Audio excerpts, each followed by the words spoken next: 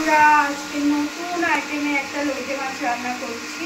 সেই লইটে মাছটা রান্না হবে, আমরা তো প্রতিনিয়ত লইটে মাছ আলু দিয়ে খাই বা ঝুড়ো বানাই। আজকে বানাবো গোটা লইটে মাছ। লইটে মাছ কিন্তু একদম ভাঙবে না, তার জন্য মশলাটা আমি কষিয়ে নিয়েছি। পেঁয়াজ, টমেটো, আদা, রসুন, লঙ্কা গুঁড়ো, হলুদ গুঁড়ো, নুন টুন দিয়ে একদম ভালো করে মশলা কষিয়ে নিয়েছি।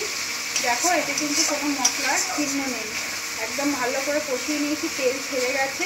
এবার আমি কি করব, গোটা লইটে মাছটা দিয়ে দেব। দিয়ে মাছটা ভালো করে হালকা হাতে মাছটা নাড়াচাড়া করবো, যাতে না মাছটা ভেঙে যায়। আর যেহেতু লইটে মাছ থেকে অনেকটা পরিমাণে জল বেরোয়, তার জন্য আমি কিন্তু এতে কোনো জল অ্যাড করবো না।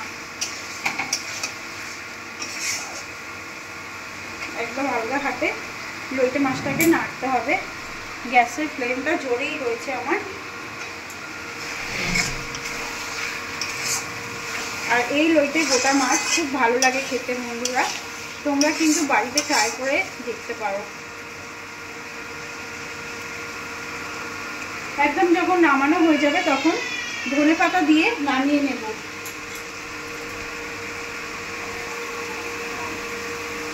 ওপর থেকে একটু ধনেপাতা দিয়ে তবে লইটে মাছটা নামাবো। এবার দেখো, জল ছেড়ে যাচ্ছে মাছ থেকে। আস্তে আস্তে মাছটাকে নাড়াচাড়া করতে হবে, যাতে মাছটা না ভেঙে যায়। যেহেতু আজকে গোটা রান্না হবে, তাই লইটে মাছটাকে খুব আলগা হাতে নাড়তে হবে।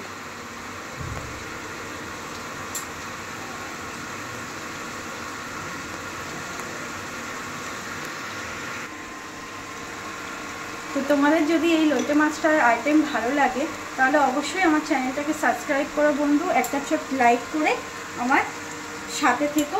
অনেক অনেক ভালোবাসা তোমাদের জন্য দিলাম।